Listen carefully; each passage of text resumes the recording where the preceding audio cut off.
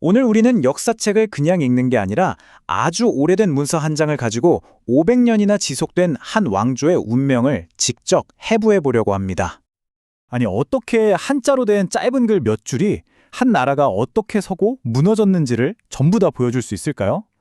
오늘 고려시대의 상서성이라는 관청에 대한 기록을 한 줄 한 줄 뜯어보면서 이 문서가 어떻게 역사의 증인이 되는지 직접 확인해 보겠습니다. 이야기는 크게 세 부분으로 나눠서 진행할 겁니다. 먼저 고려의 핵심 기관인 상서성이 어떻게 탄생하고 완성되는지를 보고요. 그 다음엔 원나라 간섭으로 어떻게 무너지는지, 그리고 마지막으로 공민왕이 이걸 되돌리려다 어떻게 실패하는지 그 과정을 순서대로 따라가 보겠습니다. 자, 그럼 본격적으로 사료를 읽기 전에 이 이야기의 전체적인 시간 흐름부터 한번 정리하고 가죠.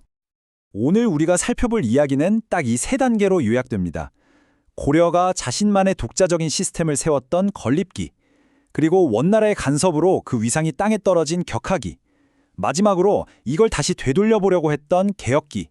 이 세 단계가 오늘 우리가 읽을 사료의 전체 줄거리라고 보시면 됩니다. 자, 그럼 제1장입니다. 고려가 어떻게 국가의 기틀을 만들었는지 건국자 태조 왕건의 시대부터 바로 시작해보죠. 화면에 보이는 이 문장이 바로 사료의 첫 구절입니다. 상서성, 태조 잉태봉지 제. 여기서부터 고려 건국의 비밀이 담겨 있는데요. 한 글자씩 한번 뜯어보겠습니다. 자, 첫 구절, 태조 잉태 봉지제에서 가장 중요한 한자는 바로 잉입니다. 이어받다, 그대로 따르다 라는 뜻이죠. 그러니까 태조 왕건이 완전히 새로운 나라를 만든 게 아니라는 겁니다. 바로 이전 국가였던 태봉의 제도를 이어받아서 치광평성, 즉 광평성을 설치했다는 거죠. 그리고 영백관, 여기서 영은 거느리다는 뜻이니까 이 광평성이 모든 관리를 통솔하는 국가 최고 기관이었음을 분명히 하고 시작하는 겁니다. 네, 그래서 핵심은 창조가 아니라 계승입니다.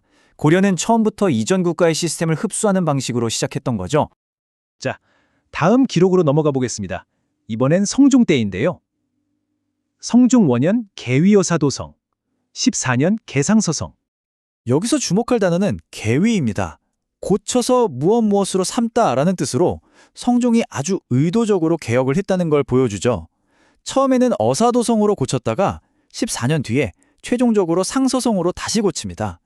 이게 아주 중요한데 당시 선진 시스템이었던 당나라의 삼송육부 제도를 본격적으로 받아들이면서 국가 시스템을 한 단계 업그레이드했다는 명확한 증거거든요.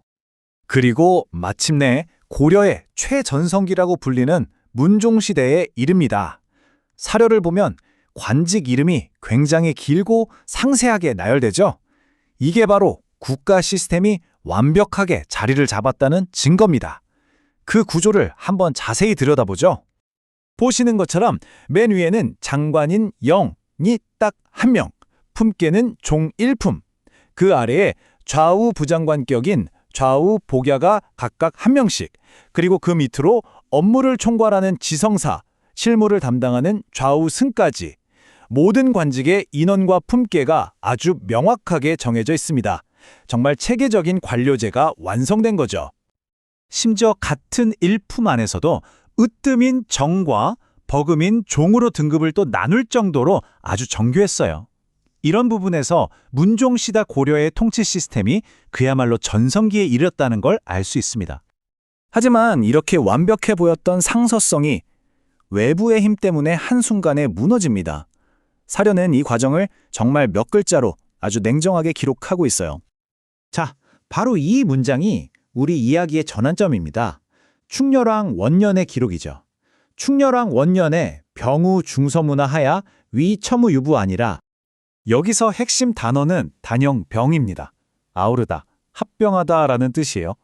당시 고려의 최고 정책심의 기구였던 중서문화성과 최고 행정집행기구였던 상서성, 이 두 개의 핵심 기관을 강제로 하나로 합쳐버렸다는 겁니다.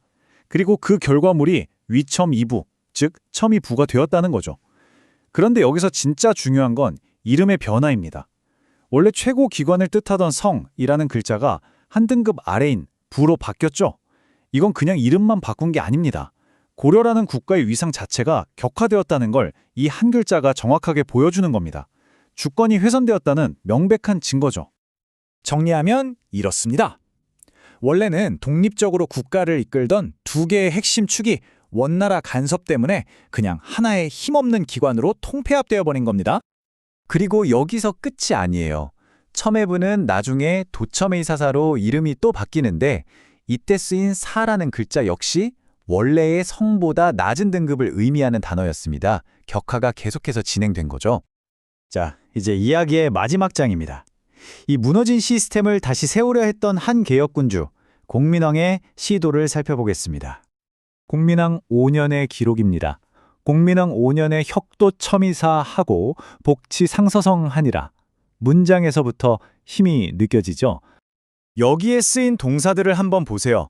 먼저 혁, 갑. 우리가 혁명, 개혁할 때 쓰는 바로 그 글자입니다. 없애버리다, 갈아치우다는 아주 강력한 뜻이죠. 원나라가 만들어 놓은 도첨의사사를 폐지해버렸다는 겁니다. 그리고 바로 이어서 복치상서성. 복치는 다시 설치하다, 복원하다는 뜻입니다. 원나라 간섭 이전의 자주적인 체제로 되돌려 놓겠다는 공민왕의 강력한 의지가 이 혁과 복치라는 두 단어에 그대로 담겨 있는 겁니다. 하지만 이 야심찬 개혁은 안타깝게도 딱 6년밖에 가지 못했습니다. 그리고 그 모든 노력의 허무한 결말이 사료의 마지막 이 두 글자에 담겨 있습니다. 11년에 복구하니라.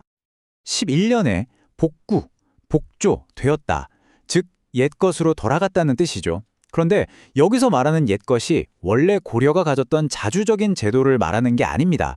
바로 원나라 관섭 시절의 그 격화된 제도, 도첨의사사 체제로 다시 돌아가 버렸다는 정말 허무한 결말을 뜻하는 겁니다. 결국 모든 개혁이 물거품이 된 거죠. 자, 그럼 이 짧은 사료를 통한 여정에서 우리는 무엇을 배울 수 있었을까요? 결국 관청 이름 하나, 단어 하나가 그냥 쓰인 게 아니라는 겁니다. 성이 부로 바뀐 것에서 우리는 주권의 상실을 읽었고, 혁과 복치라는 단어에서는 저항의 몸부림을, 그리고 복구라는 두 글자에서는 개혁의 좌절을 똑똑히 볼 수 있었습니다. 500년 역사의 흥망성쇠가 이 짧은 기록의 단어들 속에 그대로 암호처럼 담겨 있었던 거죠. 이 사료는 역사의 직접적인 증인인 셈입니다. 그리고 우리에게 이런 질문을 던지는 것 같네요. 지금 우리가 살고 있는 이 시대의 공식 문서들 속에는 과연 어떤 이야기들이 숨겨져 있을까? 그리고 미래의 역사가들은 오늘 우리가 쓰는 단어들을 보면서 과연 무엇을 읽어낼까 하고 말이죠.